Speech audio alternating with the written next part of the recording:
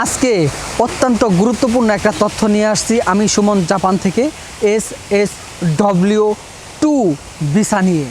অনেকেই কিন্তু ধারণা করতেছেন যে SSW2 ভিসাটা পেতে গেলে আমাকে জাপানিজ লেভেল N3 পাস করা লাগবে, N2 পাস করা লাগবে। আমাকে কালকে এক ভাই রাত্রে হোয়াটসঅ্যাপে মেসেজ দিয়েছে, ভাই আমি শুনলাম বা একটা ভিডিও দেখলাম SSW2 ভিসার ক্ষেত্রে N3 লাগবে বা 106 লাগবে, 108 লাগবে, এরকম একটা কথা বলেছে। আমি যেটা সঠিক ইনফরমেশন আপনাদের কাছে দিব, কারণ আমি গতকালকে এক ভাইয়ের ভিসা তুলে নিয়ে আসছি SSW2 ভিসা। তার কি লাগছে সেই অনুযায়ী আপনাদেরকে যদি সঠিক ইনফরমেশনটা দেই, সেক্ষেত্রে আপনারা বুঝতে পারবেন যে না ভাই সঠিক ইনফরমেশনটা দিছে। আমাদের কি অনেক টেনশন ছিল যে কি করা লাগবে, পাস করা লাগবে, অমুক করা লাগবে, তমুক করা লাগবে, জাপানিজ পড়া লাগবে। আসলে এগুলা কিছু না।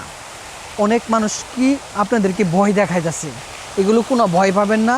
সঠিকভাবে পড়ালেখা করেন, পড়ালেখা করে জাপানে আসেন। জাপানে আসবেন, শুধু জাপানে আসলে হবো না, জাপানে আসলে তো ভাষা শিখবেনই, এটা তো আলাদা বিষয়। কিন্তু SSW2 ভিসাটা তোলার জন্য কে বললো আপনাকে N3 লাগবে, কে বলে N2 লাগবে, এগুলো কে বলে? এগুলো সব ভুয়া কথা, একদম ভুয়া কথা। কারণ আমি SSW2 ভিসাটা এমবাসিতে গতকালকে গিয়ে আমার বড় ভাই আছে, বড় ভাইয়ের ভিসাটা তুলে নিয়ে আসছি।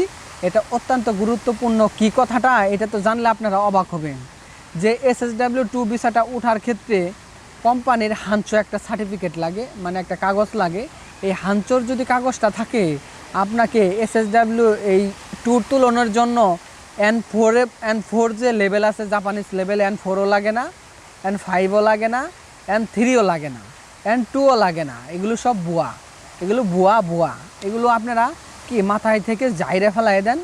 যারা SSW2 ভিসার জন্য অলরেডি আবেদন করে দিয়েছেন, টেনশন করেন না, হাতে পায়ে যাবেন। এবং যারা SSW2 নিয়ে স্বপ্ন দেখতেছেন যে SSW2 আমি হাতে পেয়ে জাপানে লং টাইম থাকবো অনির্দিষ্টকালের জন্য, তাদেরও সুযোগ আছে। এখানে একটা কনফিউজ আছে যে অনেকেই বলতেছেন যে N3 অলরেডি চালু হয়ে গেছে, N3 ছাড়া SSW2 ভিসা দিবে না। এগুলো ভাই ভুয়া কথা, স্ক্যাম। এগুলো কথা শুনেন না, আপনাদেরকে ভয় দেখা। কখন লাগবে এটা একটু মানুষে আসলে বাঙালি তো, মানে একটুখানি হয় আর দুনিয়া জুড়ে সব ছড়াই ফেলাই দেয়, মনে করে যে হয়ে গেছে গা, এটা চলতেছে। এইটাই হচ্ছে মেন বিষয়, বুঝছেন? তো এগুলো ভুয়া কথা। দেখেন, জাপানে সরকার পরিবর্তন হওয়ার পর একটু কঠিন হয়ে গেছে জিনিসটা। তো কঠিন হয়ে গেলে কি হবো, এগুলো কিন্তু আবার সহজ আছে। সহজটা কি বিষয়টা? সহজ বিষয়টা হইতেছে যে আপনারা জাপানে আসবেন, জাপানে আসার পরে আপনারা জাপানের যে রুলস রেগুলেশন আছে পৃথিবীর অন্য রাষ্ট্রের থেকে সব থেকে ভিন্ন।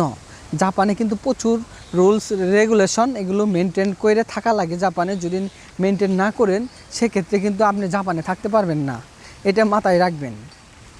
তার জন্য আপনার বেশি বেশি পড়তে হবে। তো জাপান সরকার এইটাই সিদ্ধান্ত নিছে যে জাপানে যেহেতু থাকবেন, সেক্ষেত্রে আপনি ভালোভাবে কি জাপানিজ ভাষাটা শিখছেন কি না সেটা আপনার কাছে কি আপনাকে পরীক্ষা করতে পারে। সেটা কিভাবে পরীক্ষা করতে পারে? আপনি SSW2 ভিসা তুলবেন, কিন্তু এটা হইতেছে সুপারভাইজার ভিসা, ভালো একটা ক্যাটাগরির ভিসা। SSW2 ভিসা মানে সুপারভাইজার ভিসা, মানে ভালো একটা ক্যাটাগরির ভিসা। এই ভিসাটা তুলতে গেলে আপনার তো জাপানিজ ভাষা ভালো জানা লাগবে। তো সেই ক্ষেত্রে জাপান সরকার হইতে পারে যে N3 সার্টিফিকেট নিতে পারে, হ্যাঁ, বা চাইতে পারে 2027 সালের পরে, মানে 2027 সাল যা আছে 2027 সালের শুরুতে হবে না, হ্যাঁ, 2027 সালের এপ্রিল থেকে। কারণ জাপানে আপনি দেখবেন সব সময় যে যা কিছুই হয়, মানে 4 মাস থেকে জাপানে প্রথম মাস শুরু করে, মানে এরা মনে করে যে 4 মাস যে আছে 4 মাস থেকে এদের বছর শুরু, এরকম মনে করে। সেই জন্য আপাতত 4 মাসের আগে জাপানে এই যে N3 সার্টিফিকেট লাগবে, অমুক লাগবে, তমুক লাগবে, এগুলো কারোর কথা বিশ্বাস করেন না। কারণ আমি নিজে প্রুফ, আমি এই বিষয়ে কি সবসময় আলোচনা করি, ভিডিও তৈরি করি। কারণ আমি যে তথ্যটা দিব এটা 100% নিশ্চিত হওয়ার পরেই আপনাদেরকে তথ্যটা দিয়ে থাকি।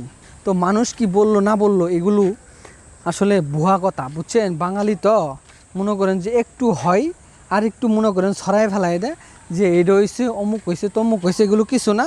যারা যারা SSW2 এর জন্য চিন্তা করতেছেন যে জাপানে আইসে অনেক পড়া লাগবে, N2 লাগবে, তারপরে অনেক কিছু লাগবো, আসলে এইরকম ভয় পাওয়ার কিচ্ছু নাই ভাই, কিচ্ছু নাই। আপনি ঘেরি জাপানে আইসে চাকরি করে টাকা ইনকাম করে জমান আর জমান, এগুলো ইজি। জাপানে আসবেন, একটু ভাষাটা তো শেখাই লাগবে, যেহেতু বাংলাদেশ থেকে সরাসরি আসা যায় না, তো সেই জন্য তার কিছু ক্যাটাগরি আছে, এগুলো ক্যাটাগরি কি স্কিল টেস্ট, তারপরে language N4 pass, JFT, nut test, JLPT, এগুলো পাস করা লাগে। তো সেক্ষেত্রে আপনারা কি এগুলো যদি পাস করেন, সেক্ষেত্রে আপনারা একদম ইজিভাবে কি জাপানে আইসে পড়তে পারবেন। এখানে জাপানে এসে ভালো টাকা আর্নিং করতে পারবেন। জাপান অনেক উন্নত রাষ্ট্র, লক্ষ লক্ষ টাকা ইনকাম করতে পারবেন। কোনো ভয় পাওয়ার কিছু নাই। কে ভয় দেখাইলো কে ভয় দেখাইলো না, এগুলো মাথা থেকে জাইরে ফেলায় দিয়ে আপনার ভাই একটা কথা বলি, আপনাকে বাঙালি মানুষ তো কখনো চায় না যে আপনি ভালো কিছু করেন। যদি সঠিক তথ্য পাইতে চান, সেক্ষেত্রে আমার ইউটিউব চ্যানেলটা আছে, এই ইউটিউব চ্যানেলটা সাবস্ক্রাইব করে রাখবেন অবশ্যই। হ্যাঁ, যদি জাপানে আসার ইচ্ছা থাকে, জাপান সম্পর্কে কোনো কিছু জানার দরকার থাকে, একদম সঠিক ইনফরমেশন, এবং জাপান নিয়ে যদি গবেষণা করেন, সেক্ষেত্রে অবশ্যই ইউটিউব চ্যানেলটা সাবস্ক্রাইব করে রাখবেন। কারণ আমি টাকা পয়সা লেনদেন, তারপরে মনে করেন যে বেতন, জাপানের নিয়মকানুন, এগুলো বিষয়ে আমি যেহেতু ভিডিও করে থাকি, এবং কোন কাজে কত টাকা বেতন, খাওয়া খরচ কীরকম হইতে পারে, কত টাকা দেশে পাঠাইতে পারেন, এগুলো নিয়ে কিন্তু আমি প্রচুর ভিডিও বানাই থাকি। তো সেই ক্ষেত্রে মানুষের মেন টপিকগুলোই হইতেছে এগুলো। আপনি একটা দেশে আসবেন, যদি এই সমস্ত তথ্য যদি না জানেন, তাহলে আপনি কি কোনো দেশে আইসে উন্নতি করতে পারবেন না।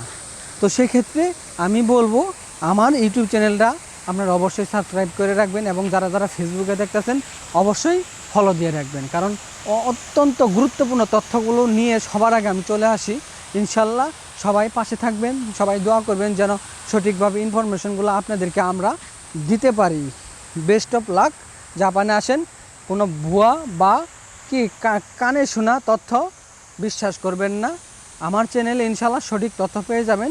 রিসার্চ করবেন যেই সম্পর্কে, আমার চ্যানেলে অনেক ধরনের ভিডিও আছে। যদি কোনো কিছু জানার থাকে, আমার ইউটিউব পোস্টে বা ফেসবুক পোস্টে পেজের দেখবেন আমার হোয়াটসঅ্যাপ নাম্বার দেওয়া আছে, সরাসরি যোগাযোগ করতে পারেন। কারণ একমাত্র আমি যে জাপানে কোনো ইউটিউবার আপনাদের সাথে সরাসরি কথা বলে। সবাই ভালো থাকবেন, সুস্থ থাকবেন, আল্লাহ হাফেজ।